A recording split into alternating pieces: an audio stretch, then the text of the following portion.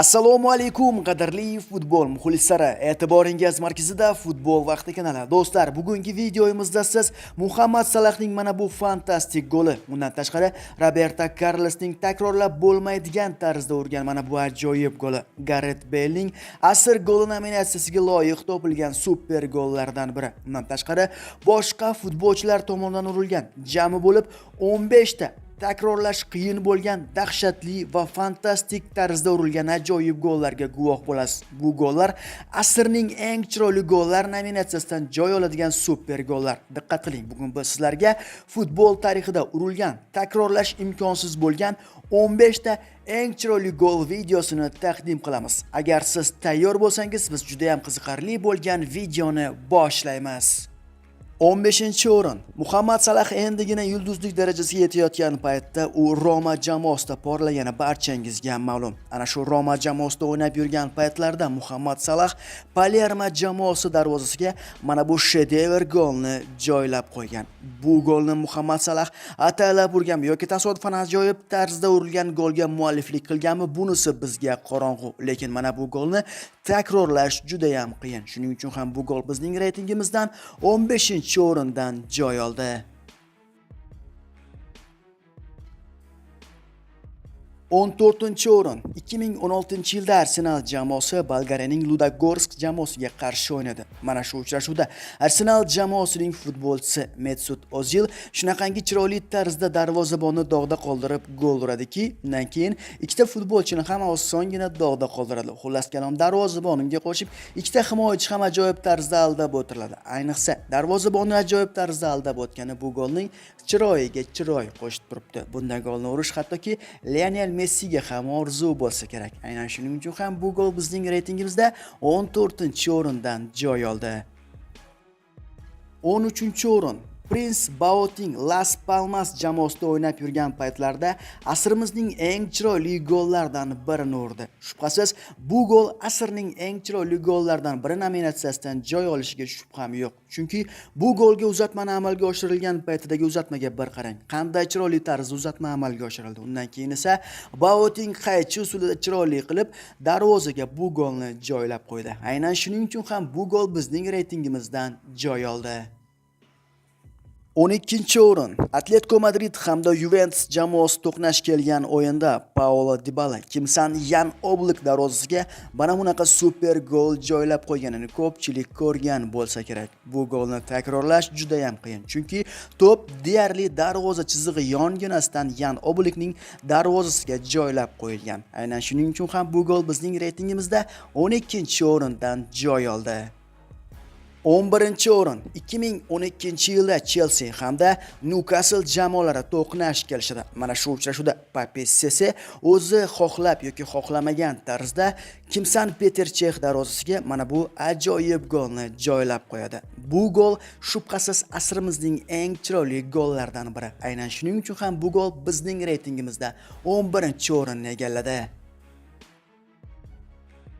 10-o'rin. Asrimizning eng chiroyli goli deganda barchamizni ko'z oldimizga Dennis Bergkampning Newcastle jamoasi darvozasiga urib qo'ygan mana bu super goli kelsa kerak. Haqiqatan ham bu gol shubhasiz asrimizning eng chiroyli gollaridan biri emas, balki asrimizning eng chiroyli goli deb tan olsa arziydigan gol. Bu golni takrorlash uncha futbolchiga orzu. Lekin Dennis Bergkampning mana shu super goli bizning reytingimizda 10-o'ringa loyiq topildi.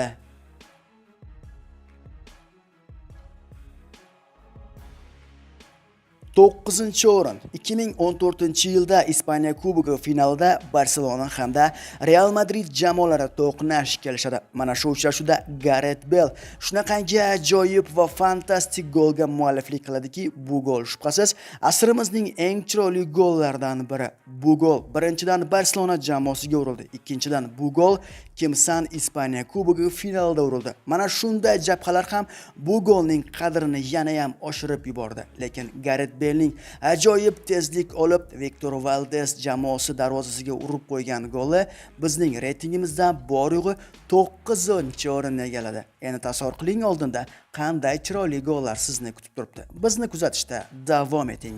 8-o'rin. Osiyolik futbolchilar ham Bale'nikidan chiroyliroq bo'lgan golga mualliflik qilishi mumkin. Masalan, Sonning 2019-yilda urgan mana bu super gol va aynan o'sha yilda Pushkash sovringa loyiq topilgan mana bu super goli Bale'ning golidan chiroyli bo'lsa chiroyliki, lekin uning golidan hech bir jabhada qolishmaydi. Birinchidan, Son ham xuddi mana shu masofadan tortib to'pni darvoza to'riga joylab qo'ydi. Ikkinchidan, yo'l-yo'lakay bir necha futbolchini aylantirib aldab o'tib mazasini qochirishga muvaffaq bo'ldi. Aynan shuning uchun ham bu gol bizning reytingimizda 8-o'ringa loyiq topildi.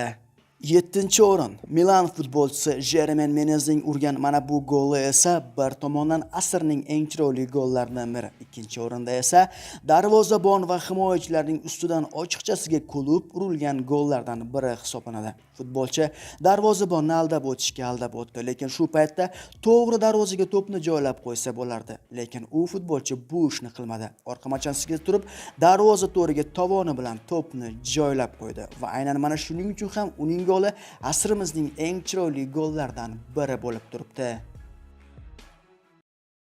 AKPay telefonlarni sovg'a qiladi. Ilovani tavsifdagi havola orqali yuklab oling va 1-maydan 31-maygacha AKPay orqali oilangiz va yaqinlaringizga Rossiyadan O'zbekistonga istalgan summani o'tkazing va har hafta 2 ta Xiaomi Redmi 13S yoki bo'lmasam pul mukofotlarini yutib olish imkoniyatiga ega bo'ling. Telegram kanalimizdagi sovg'alarni esa video ostidagi tavsifdagi havola orqali kuzatib boring.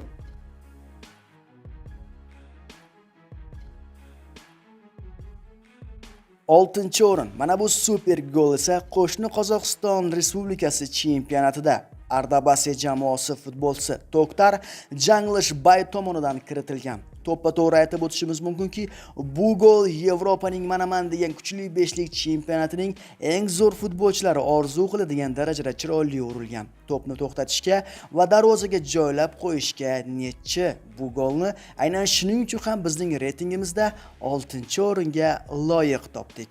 Olg'a Qozog'iston, mana shunday gollar bardavom bo'lsin. 5-o'rin. Celtic jamoasi futbolchisi Pablo Hernandesning urgan mana bu shedevr goli ko'proq asrimizning eng chiroyli goli emas, balki asrimizning tasodifan tarzda urilgan eng chiroyli gollari nominatsiyasiga loyiq topilsa kerak. Pablo balki bu golni ataylab urishga muvaffaq bo'lgandir. Balkim aynan shuning uchun ham bu golni biz reytingimizda 5-o'ringa loyiq topgandirmiz. 4-o'rin. Neuer bir paytlar Schalke 04 jamoasi sharafini himoya qilib yurgan paytlarda ham dunyoning eng zo'r darvozabonlaridan biri bo'lgan. Lekin o'sha paytda Schalke 04 hamda Inter jamoalari to'qnash kelgan o'yinda Neuer o'z karyerasi tarixidagi eng sharmandali golni o'tkazib yuborgan. Inter jamoasi futbolchisi Stankevich deyarli maydon markazidan turib Zidan uslubida Neuer darvozasiga super golni joylab qo'ygan. Bu gol esa asrimizning eng chiroyli gollari reytingida 4-o'ringa loyiq topildi. 3-o'rin. Harry Kane'ning gol sezish qobiliyati uncha-muncha hujumchilarda yo'qdir. Mana bu joyda esa Harry Kane yo'q joydan bor qilib gol urib ketgan. Harry Kane o'zi yiqilayotgandi, lekin yiqilayotgan bo'lsa ham bir amallab darvoza to'riga gol joylab qo'yishga muvaffaq bo'ldi. Aynan shuning uchun ham bu golni qiyinchiliklar bilan urganligi uchun ham bu golni biz eng chiroyli gollar reytingimizda 3-o'ringa loyiq topdik. Aytishingiz mumkin, Harry Kane'ning goli bu reytingda nima qilib yuribdi deshingiz mumkin. Do'stlar, keling, taqdirning o'zi bu futbolchini shuncha qiynagan yetmagandek, futbol vaqti ham qiynamasin. Shuning uchun ham bu golni biz reytingimizda 3-o'ringa loyiq topdik. 2-o'rin. Euro 2004da kimsan Gianluigi Buffon darvozasiga mana bunaqa super golni kim urib qo'yishi mumkin? Albatta, bunday super golni Zlatan Ibrahimovichdan boshqasi ura olmasa kerak. To'g'risini aytsak, Zlatan Ibrahimovichni har xil ajoyib va g'aroyib tarzda urgan gollari juda ham ko'p. Lekin mana bu goli Buffon darvozasiga urilganligi uchun ham bizning reytingimizda 2-o'ringa loyiq topildi. Haqiqatan ham asrimizning eng chiroyli gollardan biri aynan Zlatan Ibrahimovich tomonidan urilgan.